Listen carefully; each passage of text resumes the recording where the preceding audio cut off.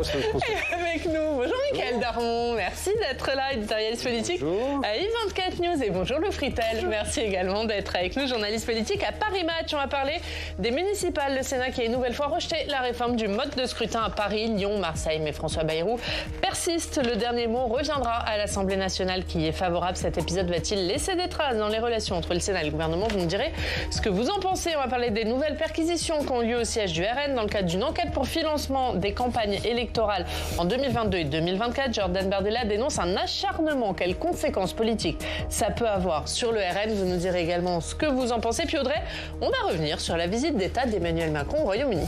En effet, le chef de l'État veut réarrimer le Royaume-Uni à l'Europe. Est-ce que ça veut dire un retour dans l'Union européenne? On va en parler. On voit ça dans quelques instants. D'abord, on va revenir sur les incendies qui ont touché le sud de la France et l'actualité dans nos régions.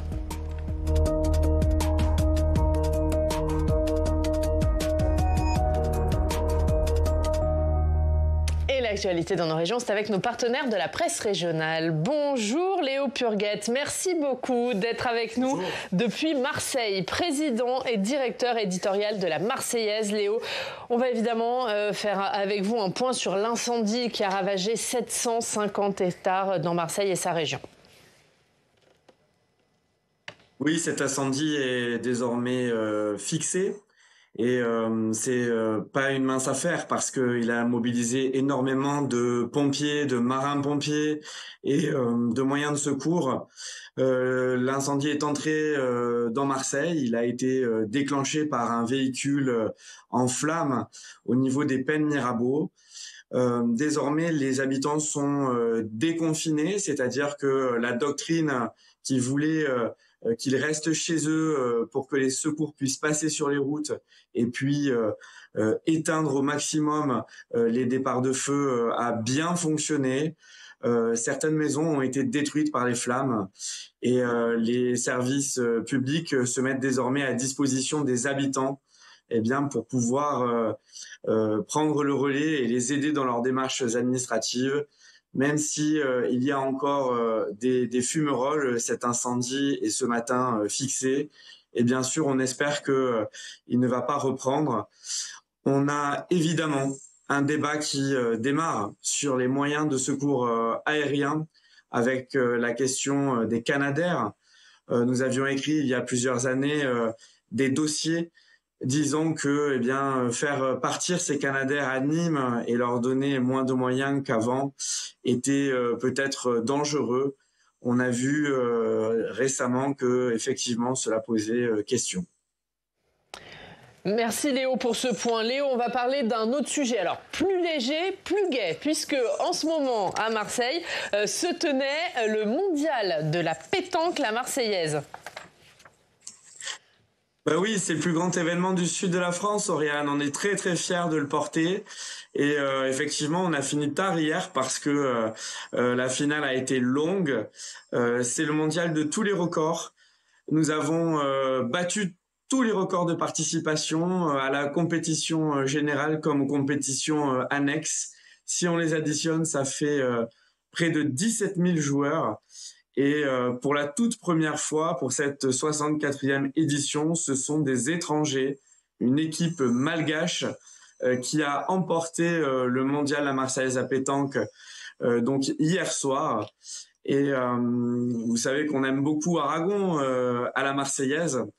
Un de ses poèmes disait « Leurs noms sont difficiles à prononcer, étrangers, mais nos frères pourtant ». Très belle conclusion et très belle une de la Marseillaise. Madagascar remporte le mondial de la pétanque. C'est à la une du journal La Marseillaise ce matin. Merci beaucoup Léo Purguette. Merci d'avoir été avec nous encore une fois. Merci Léo Purguette et très belles vacances à vous. On va revenir sur ce que vient de dire. Alors, je ne vais pas vous poser de questions pétanque. Sauf si... Ah, Mickaël, un petit point pétanque peut-être. Deux grandes puissances de pétanque dans le monde, c'est la Thaïlande et le Cambodge.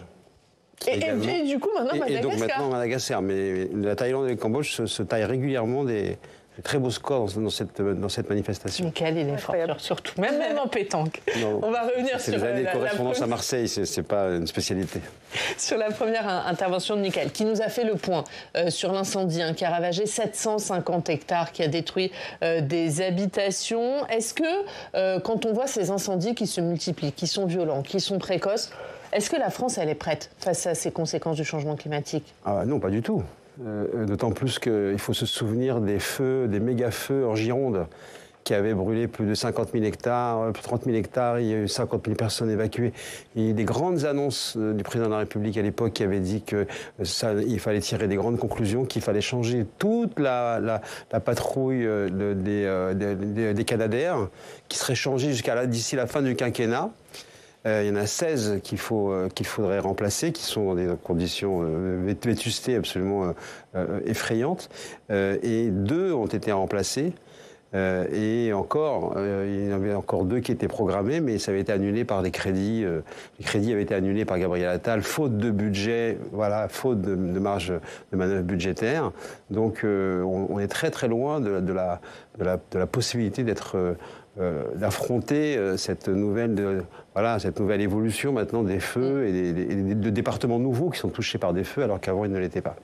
Et Bruno Retailleau qui s'est exprimé, Lou, sur ce sujet, il s'est d'ailleurs rendu à Marseille, il parle aussi de la responsabilité individuelle, Bruno Retailleau, notamment sur la question des débrousaillages. Il souhaite que les polices municipales puissent verbaliser. Il y a aussi cette question-là qui est mise en lumière par le ministre de l'Intérieur. Alors en plus, la question du débroussaillage, c'est aussi une question, qui est liée aussi à la politique écologique que vous voulez mener pour revenir justement sur les méga-feux qu'il y avait eu en Gironde. Ce qui les avait causés en grande partie, c'était le fait que des mouvements écolos avaient empêché justement le débroussaillage parce que ça pouvait porter atteinte à la faune et à la flore locale. Et ce qui avait accéléré finalement les méga-feux. Donc Bruno Retailleau, quand il fait ça, il parle aussi d'une certaine façon de son écologie à lui. En revanche, ce qui est intéressant, c'est qu'en plus de la partie politique, proprement politique, cette nouvelle situation nous place aussi, en tout cas place les Français dans une situation d'absence de protection, y compris d'absence de protection d'assurance. C'est-à-dire qu'aujourd'hui, dans tous les départements quasiment français, vous avez des risques qui concernent les méga-feux ou des inondations. Le côté systématique de ces problèmes fait que vous vous retrouvez, par exemple, dans le Pas-de-Calais, c'est très compliqué pour les Français aujourd'hui de pouvoir assurer leur maison dans la mesure où il y a un gros risque, effectivement, pour que vous ayez des inondations dans les 6 mois ou l'année à venir. On va parler de l'actualité politique et ces perquisitions qui ont eu lieu hier au siège du Rassemblement national dans le cadre d'une enquête pour financement illicite des campagnes électorales de 2022 et 2024. Des perquisitions qui ont été dénoncées par le président du parti, Jordan Bardella, qui voit une opération d'acharnement. Reda Emrabit. Acharnement, oppression, harcèlement. Le Rassemblement national contre-attaque après le passage d'une vingtaine de policiers de la brigade financière au siège du parti mercredi. Une information judiciaire a été ouverte concernant des soupçons de financement illégal des campagnes présidentielles et législatives de 2022 et des européennes de 2024. Face à cette perquisition, le parti plaide la persécution. Le harcèlement et l'acharnement judiciaire, politique et financier que subit le Rassemblement national est inédit sous la Ve République et aucun autre mouvement politique n'a subi un acharnement aussi dur et aussi violent. Une attitude victimaire alors que le RN est dans le collimateur de la justice dans plusieurs affaires. En première instance, Marine Le Pen a été condamnée à 5 ans d'inéligibilité avec exécution immédiate dans le cadre de l'affaire des assistants parlementaires. Une décision lourde de conséquences pour la prochaine présidentielle. Empêcher le RN d'exister électoralement, voilà un autre argument évoqué par les cadres du parti. Cette perquisition, on se demande à quoi elle sert, si ce n'est probablement à connaître nos secrets de fabrication et les futures stratégies pour les municipales, les législatives qui pourraient arriver et la présidentielle. Le parquet de Paris souhaite savoir si ces campagnes ont été financées via un système de surfacturation. Sur son site internet, le Rassemblement national a publié une pétition pour protester contre l'utilisation politique de la justice. Et voilà pour le résumé de cette affaire. On va voir ce matin la réaction du vice-président du parti, Sébastien Chenu, il était l'invité d'RTL. Dans la même journée, nous avons subi 3 attaques politiques différentes, spectaculaires, et qui ont une triple visée: faire peur à nos prêteurs, entretenir une suspicion vis-à-vis de notre parti politique et aspirer nos données. Je ne crois pas que les autres aient subi. C'est comme ils ne réussissent pas à battre le Rassemblement national dans les urnes et dans les sondages d'opinion, alors ils essayent ou de l'asphyxier financièrement ou finalement de lui faire porter, de jeter l'opprobre le concernant. Voilà, on voit le RN qui est dans une stratégie un peu de victimisation politique. Ça peut fonctionner, Lou ? C'est ce qui a pu fonctionner pendant plusieurs années. L'ennui, c'est quand même que ça fait plusieurs années aussi que le Rassemblement national essaie de se crédibiliser, de se normaliser, aussi pour pouvoir attirer cet électorat qui lui manque, ces quelques 4 ou 5 points qui pourraient lui permettre de gagner une présidentielle. Cet électorat, vous le retrouvez principalement dans une droite plus traditionnelle qui, remarque, a été plutôt sensible à ce discours lorsqu'il s'agit de l'affaire François Fillon en 2017, mais qui déjà a des réticences à aller voter pour le Rassemblement national, c'est-à-dire que c'est un aller sans retour, il y a une question de réputation presque derrière. Est-ce que cet électorat pourra être convaincu par ce genre d'argument? Pas forcément. En réalité, le Rassemblement national a plutôt un autre enjeu. Il a un électorat, la grosseur, la majorité de son électorat, c'est un électorat qui est plutôt, qui est au départ anti-système, qui est plutôt abstentionniste, absent des urnes, et qui a besoin d'être maintenu en tension, qui a déjà perdu les législatives de 2024 alors qu'on lui promettait une victoire même relative, qui a poussé pour la motion de censure à l'hiver dernier et qui pour l'instant n'a pas de victoire. Cet électorat, avec Marine Le Pen qui est des deux plutôt entre Jordan Bardella et elle, qui est Marine Le Pen vraiment plutôt pour cet électorat-là la candidate naturelle, Marine Le Pen empêchée et une situation politique où ils n'ont pas voix au chapitre, et il faut effectivement continuer à essayer de les titiller pour faire en sorte que ces gens-là aillent voter le jour où il faudra aller voter. C'est aussi pour ça que le Rassemblement national voudrait plutôt une dissolution, au moins à l'automne ou l'hiver prochain. C'est pour garder cet électorat en tension. Mickaël. Alors c'est vrai qu'il dénonce une utilisation politique de la justice, mais du côté du RN, on est dans une utilisation politique de l'injustice. C'est-à-dire qu'en fait, ils sont en train de montrer à quel point ils sont victimes d'un système et envoient le message à tous ceux qui voudraient, parce qu'ils sont aussi braqués ou crispés sur un système politique de manière générale, en disant voilà, nous sommes de votre côté et nous aussi nous subissons l'opprobre, la difficulté et les tensions de ce système. Donc soyez avec nous parce que nous sommes avec vous. C'est aussi une manière de créer une sorte d'effet, entre guillemets, Trumpiste. C'est-à-dire, plus le système persécute, plus ça donne des justifications pour pouvoir être avec nous. Et ça indique aussi un passage, on le disait l'autre jour, au fond, peut-être de la cravate à la cravache. C'est-à-dire qu'en fait, on est dans une logique peut-être qui prépare ce qui peut arriver bientôt dans l'hémicycle avec une volonté de censurer. On se rappelle qu'il y a eu un mouvement, à partir du moment où Marine Le Pen avait été condamnée, l'humeur avait changé et ça donnait tout d'un coup, ça préparait le terrain pour une sorte de représailles vis-à-vis du gouvernement. Peut-être que ça, la manière dont tous les responsables du RN se déploient depuis hier avec le même type d'arguments sur la persécution, sur l'acharnement, enfin tous ces mots qui sont vraiment très chargés. C'est encore ça par l'électorat du RN, ou est-ce qu'au bout d'un moment ils peuvent se dire ça fait quand même beaucoup d'affaires et ça peut leur venir ? Oui, il y a une matrice anti-système qui est capable d'écouter cela. Je veux dire, ils font aussi appel au corpus gilet jaune. Qui reste encore un peu un fond de sauce de cet électorat, et ils disent, voilà, le sous-texte, c'est de dire, si on veut vraiment changer radicalement de ce système-là qui nous persécute tous, eh bien, soyez avec nous parce que nous sommes vos représentants. Lou, du coup, il y a la perspective, l'hypothèse, en tout cas, de cette dissolution. Est-ce que le RN a intérêt à la dissolution ? Franchement, oui, parce que, comme je le disais tout à l'heure, il a un électorat qu'il faut savoir mobiliser. Il y a vraiment une élection qui reste dans la tête de Marine Le Pen et de Jordan Bardella, mais surtout de Marine Le Pen, parce qu'elle en parle quand même assez souvent comme un échec, c'est les élections régionales de 2021. Je ne sais pas si vous vous souvenez, on donnait au moins une région, la PACA, au Rassemblement national. Ça a été un échec, et pourquoi ? Parce que son électorat n'est pas allé voter. Et Marine Le Pen a disputé ses électeurs. Ah oui. D'ailleurs, elle l'a refait au moment de la présidentielle, au moment des législatives, dans la perspective justement d'une... on pensait qu'il y aurait une bonne abstention de la part de son électorat à ce moment-là. Donc elle les a poussés, et aujourd'hui, à chaque élection, elle appelle vraiment ses électeurs à se rendre aux urnes. Même pas forcément à ne pas voter pour un autre, vraiment à se rendre aux urnes.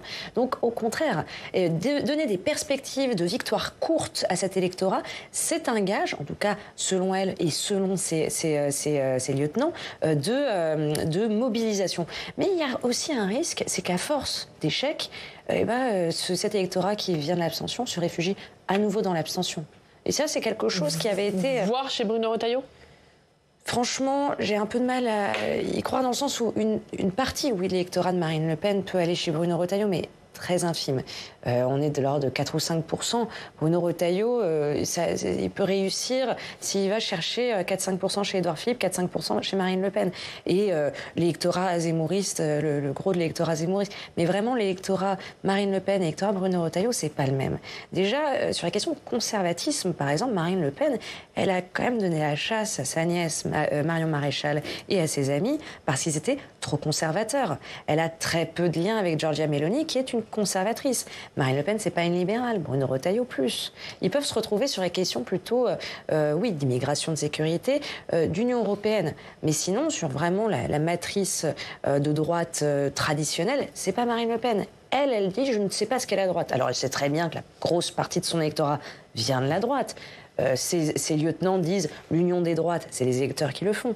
Mais elle ne se revendique absolument pas de droite. C'est une avocate de formation qui a aussi un sens, quelque part, effectivement, de défendre des démarches entre guillemets progressistes. Enfin, elle a quand même, souvenez-vous, elle n'a pas participé aux manifestations du mariage, contre le mariage gay. Elle était, à la différence justement de Marion Maréchal, elle s'est vraiment abstenue. On a bien tous remarqué et elle a bien assumé le fait de ne pas y aller. Donc effectivement, de ce point de vue-là, elle n'est pas en phase avec cet électorat conservateur, qui est une partie de son électorat peut-être, mais qui ne prend pas en compte le reste effectivement de son électorat et de sa sociologie. Alors, en attendant de possibles, probables législatives anticipées, il y a une campagne qui sera menée dans les mois à venir. C'est la campagne des municipales. Et cette nuit, le Sénat a de nouveau largement rejeté la réforme du mode de scrutin à Paris, Lyon, Marseille. Mais le gouvernement assume de donner le dernier mot à l'Assemblée nationale qui, elle, est favorable à ce texte. Jérôme Ravier. Le Sénat ne veut pas de la réforme du mode de scrutin à Paris, Lyon et Marseille, en tout cas pas celle discutée actuellement. Le ministre des Relations au Parlement s'est retrouvé bien seul au banc pour défendre cette réforme qui oppose diamétralement Assemblée et Sénat, mais que le gouvernement veut mener à son terme. Notre volonté constante reste bien de proposer aux habitants de Paris, Lyon et Marseille un mode de scrutin plus clair, plus lisible, en leur donnant un double choix. Celui de leur maire d'arrondissement, le maire de la proximité, et celui de la mairie centrale, l'incarnation politique et stratégique de la ville. Seulement soutenu par les sénateurs macronistes et centristes, le ministre a encaissé toute la soirée les attaques de la gauche et de la droite, unis pour l'occasion. Vous êtes en train d'instaurer un mode de scrutin fait pour une ministre candidate, une ministre mise en examen pour corruption et trafic d'influence. J'espère que cela se retournera contre vous. Merci. Cette réforme n'est ni fait ni à faire, elle est antidémocratique. Malheureusement, j'ai envie de dire que nous n'avons pas eu un débat parlementaire, mais plutôt quelque chose qui s'apparente à un vaudeville. Je vous remercie. Les sénateurs se sont surtout opposés à la méthode du gouvernement qui, contrairement aux mots du Premier ministre il y a quelques mois, donnera le dernier mot à l'Assemblée sur cette question dès ce matin. Je regrette donc profondément ce passage en force, alors même que le gouvernement s'était engagé à ne pas persévérer en cas de désaccord entre les deux assemblées. Les sénateurs ont déjà promis qu'ils saisiront le Conseil constitutionnel pour attaquer ce texte. voté à seulement quelques mois des municipales. Et voilà, le Sénat qui s'est donc opposé à ce texte, François Bayrou qui persiste. Et ici, est-ce qu'il prend un risque politique en allant contre le Sénat sur cette question? Ah oui, parce qu'il va avoir besoin du Sénat pour le budget quand même. Donc énerver, continuer à provoquer le Sénat de ce point de vue-là, attendre la situation, sachant qu'après il y a l'épisode auquel on va assister bientôt, très tendu et un saut vers l'inconnu de cet épisode budgétaire, c'est effectivement une prise de risque importante. Mais peut-être qu'en ce moment, tous les risques sont pris parce que on jette tous les derniers feux. Donc on verra bien dans quelle mesure ça jouera. Effectivement, ça participe, je pense, au mystère de l'été et de la rentrée. Est-ce que vous arrivez à comprendre l'intérêt politique de François Bayrou sur ce sujet, de s'opposer au Sénat sur un tel sujet pour une réforme d'un mode de scrutin dans les 3, je dirais pas plus grandes villes, mais Paris, Lyon et Marseille? Il s'oppose au Sénat et il s'accorde avec l'Assemblée nationale, à l'inverse de Michel Barnier. Sauf que la motion de censure, elle va être déposée à l'Assemblée nationale. Donc c'est vrai que si on l'observe de cette façon-là, on peut se dire effectivement qu'aujourd'hui il y a une sorte de guerre feutrée entre parlementaires. Vous voulez votre assurance vie, vous la voulez du côté des députés. Et en l'occurrence, les députés, y compris LR, sont plutôt favorables. Donc c'est vrai que vous avez tout intérêt à donner des gages de ce côté-là des parlementaires pour essayer de tenir au moins sur ce budget. La question... Est-ce que c'est pas mettre à mal une majorité qui lui était plutôt assurée jusque-là au Sénat? Est-ce qu'elle lui était assurée dans la mesure où la majorité au Sénat, effectivement, c'est une majorité LR et centriste, mais principalement LR, et que François Bayrou est quand même passe encore pour le traître qui n'a pas appelé à voter Nicolas Sarkozy en 2012. Donc non, pas forcément. Et puis Bruno Retailleau, qui est le principal opposant de son gouvernement, c'est l'ancien patron des sénateurs LR. Donc effectivement, il y a des relations avec les sénateurs qui sont de toute façon plutôt spéciales entre François Bayrou et eux. Et puis, il ne faut pas oublier aussi que ce budget, sans doute que François Bayrou est le seul à pouvoir le faire passer, mais ce n'est pas du tout lui qui y arrive, parce que c'est, pour reprendre les mots de plusieurs interlocuteurs, c'est un marchand de tapis. Et c'est quelqu'un qui sait sur quoi jouer pour essayer d'obtenir une abstention sur la censure, c'est-à-dire la loi PLM, mais aussi la proportionnelle. La loi PLM, c'est la première marche vers la proportionnelle. La proportionnelle, c'est ce qui peut vous assurer du côté du Rassemblement national peut-être une indulgence, encore que c'est quand même étrange de faire passer ce texte-là après le budget. Ce serait passé avant. Effectivement, le Rassemblement national, qui est habitué aux promesses sans lendemain, aurait pu là voir quelqu'un qui, au contraire, donne d'abord des gages et eux, pour le connaître plutôt, tiennent plutôt parole sur ce genre de choses. Aurait tenu parole. Donc, et aussi, la question, c'est les socialistes. Est-ce que les socialistes pourraient apprécier une réforme du mode de scrutin afin de se séparer de la France insoumise en vue de prochaines législatives? Et là encore, François Bayrou est en négociation. Sur ces municipales, on a entendu cette nuit dans l'hémicycle, il a été notamment question de Rachida Dati et ses adversaires à gauche, mais aussi chez les LR. On a entendu des sénateurs LR pointer le fait que c'était une réforme qui était faite pour elle. Est-ce que ça peut jouer en sa faveur dans la perspective des municipales à Paris, Michael ? De leur point de vue, ça peut jouer en sa faveur parce ce qu'elle estime, c'est qu'à partir du moment qu'aujourd'hui, de plus en plus, c'est son discours de base pour justifier tout ça, c'est de dire que l'époque des baronnies est terminée et que les électeurs parisiens veulent s'identifier à une incarnation, une figure qui peut donc les emmener. Et elle considère que elle en est partie, elle fait partie, que c'est elle qui incarne justement Paris. L'arrivée d'Emmanuel Grégoire comme maintenant candidat officiel du côté de la gauche, du PS puis de la gauche, change singulièrement la donne.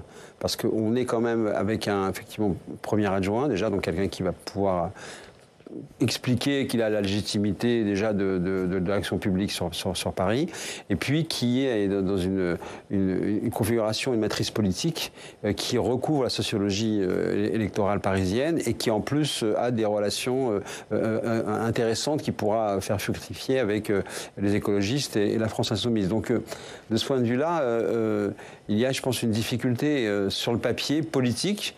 Et je ne suis pas certain qu'elle se règle par un mode de scrutin. on met encore de côté les difficultés internes au sein de la majorité des macronistes qui vont pas forcément tous valider le deal qu'il y a eu entre Emmanuel Macron et la ministre de la Culture pour pouvoir être la candidate de la droite et du macronisme sur Paris. Donc c'est loin d'être terminé, mais comme la présidentielle aux élections municipales, on est toujours certain d'être surpris. Ouais, Rachida Dati, elle peut faire perdre Paris à la gauche ? Grande question. En l'occurrence, quand même, l'électorat parisien, c'est un électorat qui a changé beaucoup ces dernières années et qui représente ou prou l'électorat centriste, plutôt Gabriel Attal, et l'électorat PS, Vert, qui est donc plutôt favorable à Emmanuel Grégoire et anciennement à Anne Hidalgo. Honnêtement, je ne vois pas forcément une victoire de la droite, même une droite unie en 2026 à Paris. Mais ce qui est intéressant aussi, pour revenir sur le mode de scrutin, c'est que ce qui est contesté, c'est non pas le fond, le fait de changer le mode de scrutin et de considérer que les Parisiens, comme les Lyonnais ou les Marseillais, pourraient voter directement pour leur maire, comme ça se fait à peu près partout en France. Mais c'est plutôt la façon dont cette loi a été rédigée, qui a été rédigée donc par Sylvain Maillard. Déjà, à l'époque, le texte était considéré comme incomplet, bancal, y compris au sein de son camp. Et aujourd'hui, c'est pourtant celui qui a été adopté, qui est en tout cas en passe d'être adopté, malgré les réticences des sénateurs. Et donc, ce qui est dit, c'est plutôt que c'est une loi ni faite ni à faire. Et c'est ce qui est reproché, principalement. Allez, pendant ce temps-là, Emmanuel Macron est au Royaume-Uni en visite d'État. Audrey, et en marge de cette visite d'État, Emmanuel Macron a déclaré dans une interview à Paris Match, Lou, notre responsabilité, c'est de réarrimer le Royaume-Uni à l'Europe. Est-ce que ça veut dire, Audrey, qu'on peut imaginer à plus ou moins long terme un retour du Royaume-Uni dans l'Union européenne ? C'est très peu probable, Lauriane. En général, quand une histoire d'amour avec un ex se termine plutôt mal, c'est pas forcément une bonne idée d'y retourner, mais ça peut être l'occasion de nouer une nouvelle relation. Et c'est ce que pousse le Premier ministre Keir Starmer depuis son arrivée au pouvoir l'an dernier. On l'écoute. Nous voulons travailler avec chacun de vous pour restaurer nos relations, redécouvrir notre intérêt commun et renouveler les liens de confiance et d'amitié qui font le tissu de la vie européenne. Et dans le contexte actuel, Oriane, c'est presque obligatoire. Le Royaume-Uni, ça reste un partenaire commercial très important de l'Union européenne, surtout au moment où Donald Trump agite de nouveaux droits de douane avec les États-Unis. Mais ce n'est pas tout. Même s'il n'est plus dans l'Union européenne, le Royaume-Uni fait partie du continent européen face à la menace russe. On écoute le chef de l'État, c'était hier. Je respecte profondément la voix du peuple et le choix que votre pays a fait. Mais je dois dire que l'Union européenne était plus forte avec vous et que vous étiez plus fort avec l'Union européenne. On est plus fort ensemble, alors on trouve une autre manière de travailler ensemble. Ça a commencé par la création de la communauté politique européenne, cette instance informelle qui était poussée par Emmanuel Macron pour que les pays alliés ou les voisins de l'Union européenne qui n'en font pas partie puissent quand même échanger de manière très proche. L'Union européenne et le Royaume-Uni ont aussi signé en mai dernier un nouvel accord commercial qui permet aux Britanniques d'exporter plus facilement leurs produits vers le marché européen en échange d'un accès pour les pêcheurs européens aux eaux britanniques, puisqu'on sait que la pêche, c'est un sujet qui clive. Et oui, il y a aussi eu la coalition des volontaires en faveur de l'Ukraine. Oui, on se souvient de ces images de chefs d'État et de gouvernement autour de Volodymyr Zelensky à Kiev. On voit Keir Starmer, bien évidemment, parce que le Royaume-Uni, il ne faut pas l'oublier, c'est une puissance nucléaire, c'est une puissance militaire, avec un siège permanent au Conseil de sécurité de l'ONU. Un allié important pour la protection du continent, encore une fois au moment où les États-Unis, et décidément ils agitent beaucoup de menaces, agitent la menace d'un désengagement. Et c'est peu ou prou ce qu'a rappelé Emmanuel Macron mardi dans son discours devant les parlementaires britanniques. Il a appelé Paris et Londres à défendre l'ordre mondial en Ukraine, au Moyen-Orient, en Afrique et dans le Pacifique. Et puis hier, donc après ce discours, après ces échanges, les deux pays se sont dit prêts à coordonner leur dissuasion nucléaire s'il fallait venir à défendre l'Europe. Et ça continue.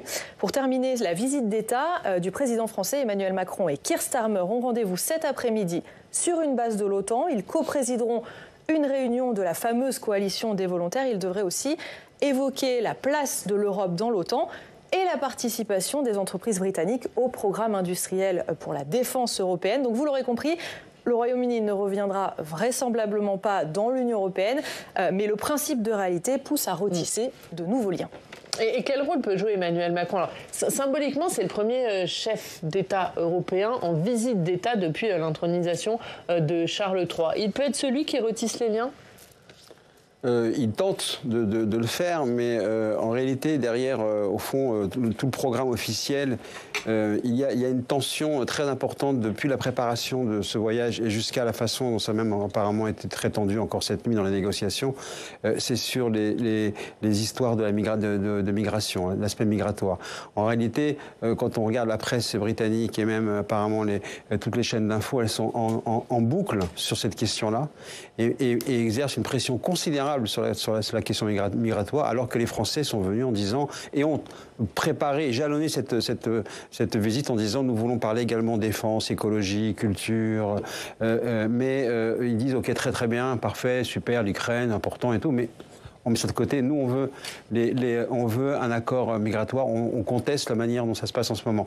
Donc ça, c'est la grande tension sous-jacente derrière, évidemment, les sourires, la para et l'amitié permanente entre les deux pays, l'entente cordiale, enfin bon, tout ce qu'on entend.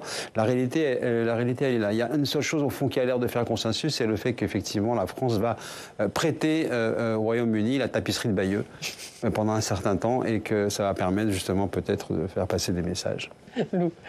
Non, mais ce qui est intéressant, c'est que Emmanuel Macron, effectivement, depuis la situation de 2022, parce que ça commence dans 2022, le seul moyen d'exister réellement, c'est à l'international. Donc, encore une fois, aujourd'hui, c'est avec le Royaume-Uni que le discours essaie de percer.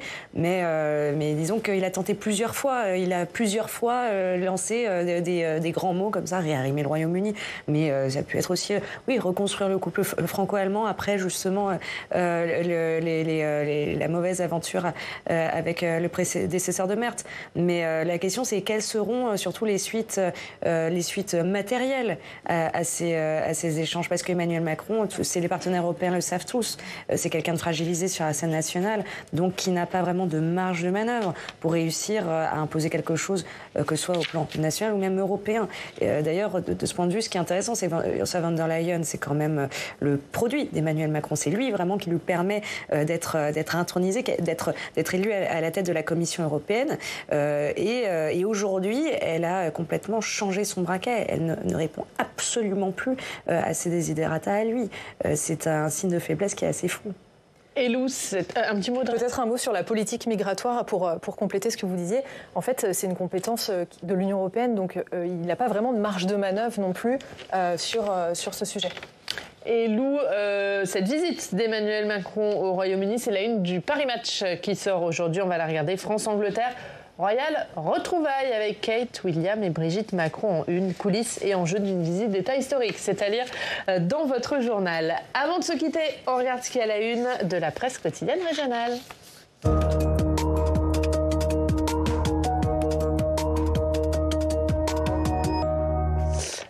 Nos quotidiens reviennent ce matin sur les incendies dans le sud de la France. Avec deux unes particulièrement visuelles de la Provence et de Midi Libre, le désespoir pour la première avec un habitant seul. Elle est très marquante cette une au milieu des décombres.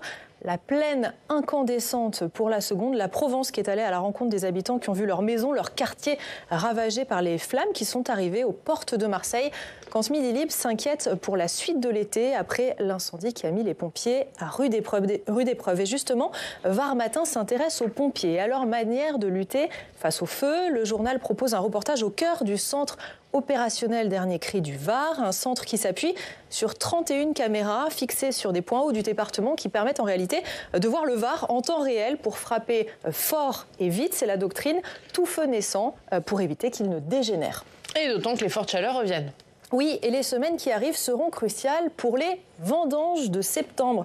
C'est ce dont nous parlent les dernières nouvelles d'Alsace ce matin. Le vignoble alsacien commence à souffrir des effets de la sécheresse. Pas facile à dire. Il a besoin de pluie dans les jours qui vont venir et il va requérir jusqu'aux vendanges des soins particulièrement attentif, notamment pour les jeunes plants qui sont plus fragiles.